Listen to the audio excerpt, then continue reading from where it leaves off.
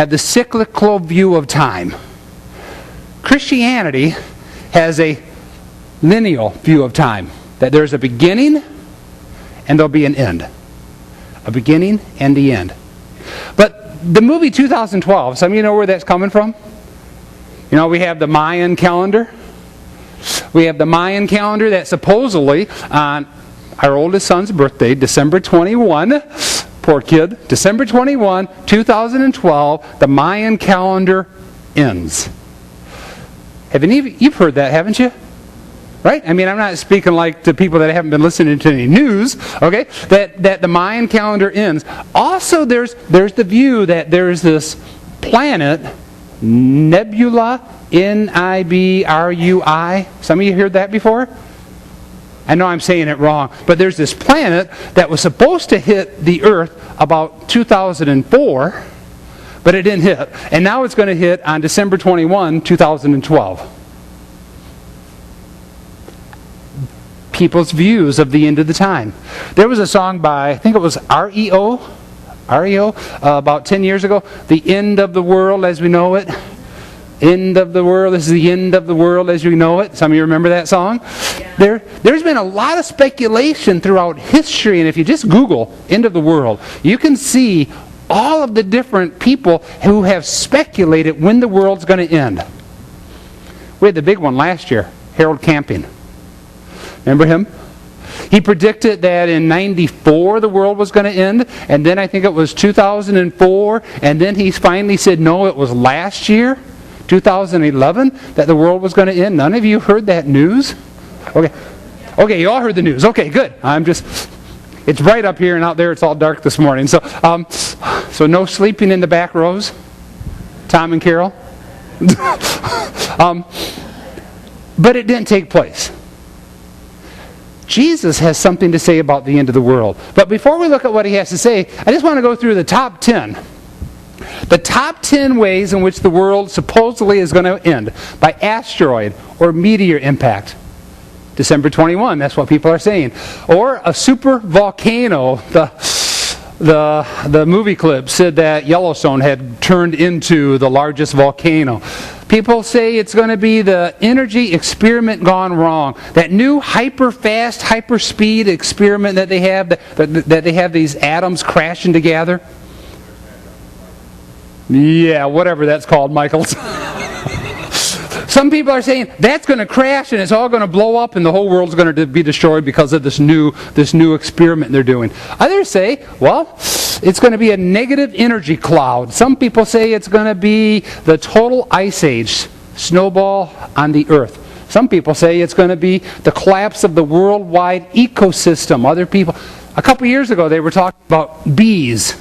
The loss of bees worldwide and how that could have a collapse of the ecosystem. We have number 4 is a brand new unknown weapon. People say how the world's going to end. An unknown weapon that we don't have yet. Some people say it's going to be overpopulation. Some say it's going to be a biological catastrophic warfare. Others say it's going to be the nuclear warfare. You know what I find interesting? Pretty much every site that I got on the web to check out the top 10, you notice what's not up there? Yeah, Armageddon. What a lot of Christians believe is going to be the end of the world. You know that Armageddon, the sites that I checked out, Armageddon only ranked up as number 23. Number 20 is the war of the sexes. Somehow the war between the sexes, men and women, ranks higher as the world ending than Armageddon ranks. I don't get that one. I don't know. I think I'll have a lot of business in my office if we have that going on. But there's all these different speculations of how the world's going to end. Well, last week, if you were with us, and really the last few weeks, you'll know we've been spending the whole time of Lent looking at the last week of Christ's life. It's called the Passion Week. A couple of weeks ago, we talked about Jesus cleaning out the temple and the fig leaf that he cursed and all the symbolics with that, cleaning out the temple of having the place of worship being a place of worship. Last week we looked at how Jesus was teaching and was confronting or confusing the religious leaders. And this week, on Tuesday, We're on Tuesday of Passion Week. Tuesday afternoon, evening. After he's been in the temple, he leaves the temple, and it's what is typically called the Olivet Discourse. He's on the Mount of Olives, which is looking over Jerusalem, which is looking over the temple, and he has some teachings for the disciples and some teachings for us. And it's interesting because he opens up his teachings here with the end of the world. What's going to happen towards the end of the world? But we get sometimes too wrapped up in the signs of the times. And I know I'm going to disappoint some of you this morning. We're not going to look at all the signs of the times. And I'm going to explain why as we get into it. But we're going to be looking at something else of what Jesus has to say here. If you have your own Bibles, I encourage you to open up to Matthew 24. Matthew 24. And remember, if you don't have a Bible that is your own Bible, we have Bibles in the lobby. I encourage you to take one of the Bibles, put your name in it, bring it back to worship with you, and write notes in it. Write notes in it. That way when you get home, you'll be able to remember what was talked about. I mean, I love the fact that I have lots of notes in my Bible. I look back and there's all different thoughts and ideas. So I encourage you to have your own Bible. Matthew 24, starting with verse 1. And now you got to remember, Jesus has been in the temple. The religious leaders had said to him, by whose authority are you doing all that you're doing? By whose authority did you clean out the temple the day before? And a Jewish rabbi needed to be at least 30 years old and needed to be taught from another rabbi and have 3 other rabbis lay hands on them and give them the authority. So the authority was passed on. And the religious leaders say, who are you? I mean, you're Jesus, but who did you learn from? Jesus doesn't answer the question, if you remember, but he does through 3 parables that he tells. A parable about the father, a parable about a king who's his father, a parable about John the Baptist. And if you remember, at his baptism, John the Baptist baptized him. Holy Spirit came down on a dove, and the Father spoke, "This is my beloved Son."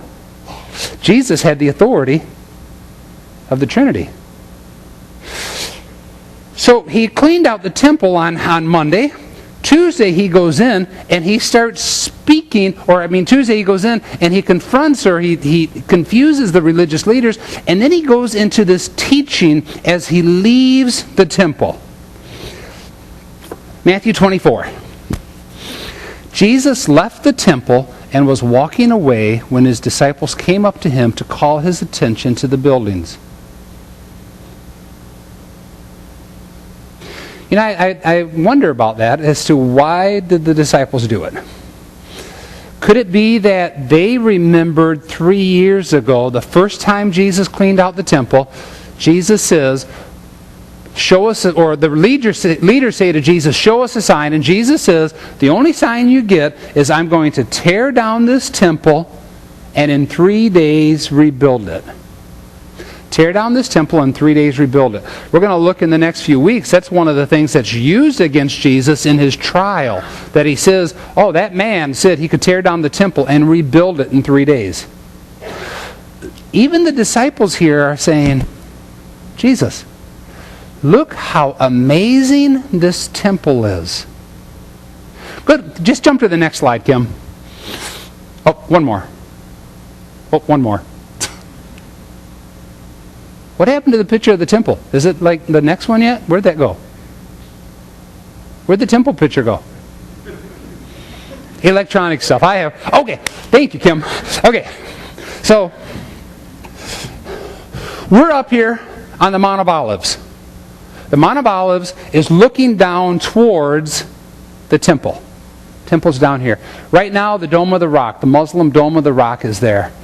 All of these large rocks were marble rocks, 37 feet by 12 feet, or 37 feet long, 17 feet wide, 12 feet high. They weighed up to 100 tons. They were brought in and they were set in place. Marble covered with gold. You can imagine how the temple shined when it was covered in gold. The bright morning light would shine on that temple. And the disciples are saying, Jesus, look